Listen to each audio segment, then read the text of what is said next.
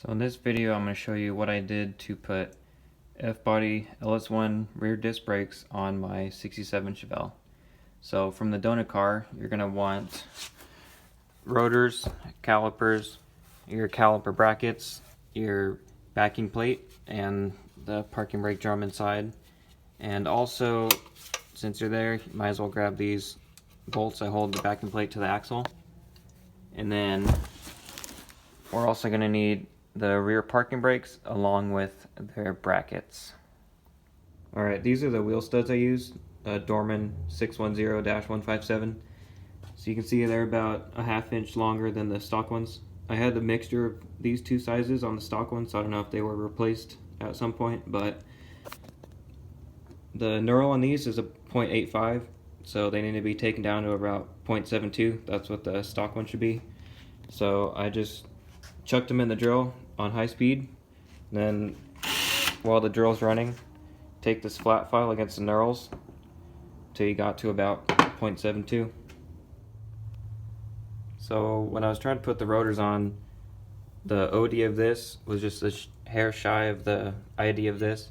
So I took some sandpaper to get the rust out of this, and then with this guy I put the axle in far enough to where it's riding on the inner bearings.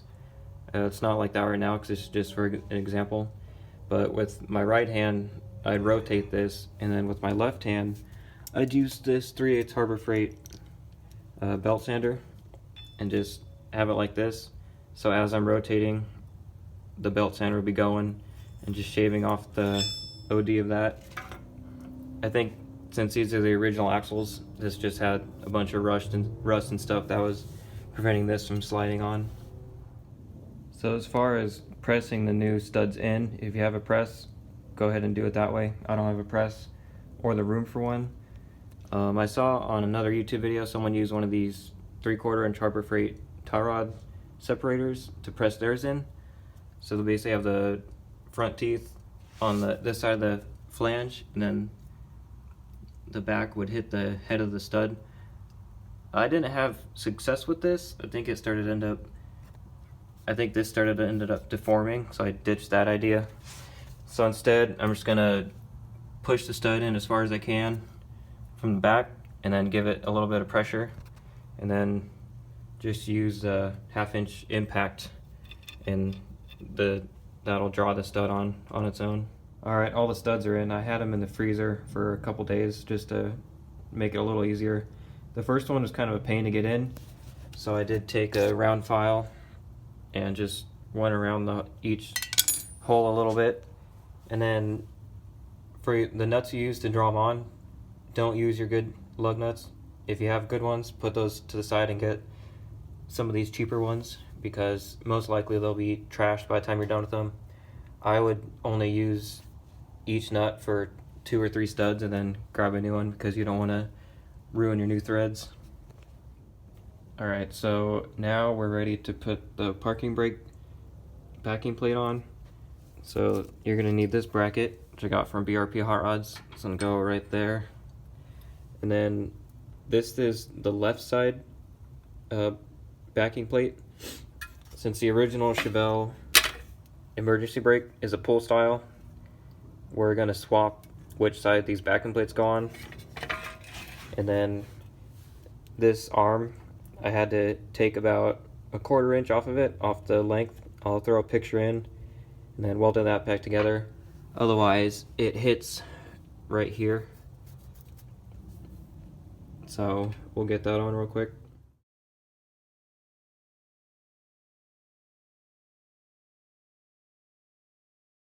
Alright, so we got the backing plate on. These bolts and the nuts are from the Camaro, so make sure to grab those when you're at the junkyard. And here we can see my parking brake lever. You can see it's still pretty close to the lower control arm bracket, but we have clearance, so it'll work. So for the parking brake cable brackets, we're gonna have to modify these. So this piece and this piece are not needed at all. So I'm gonna cut this at the welds on top and bottom, both sides.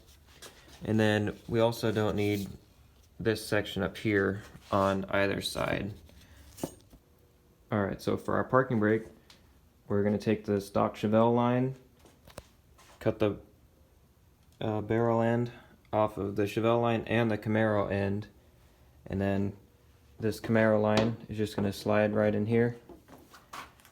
For the spring, this is how much I removed off of the one I'm going to show you.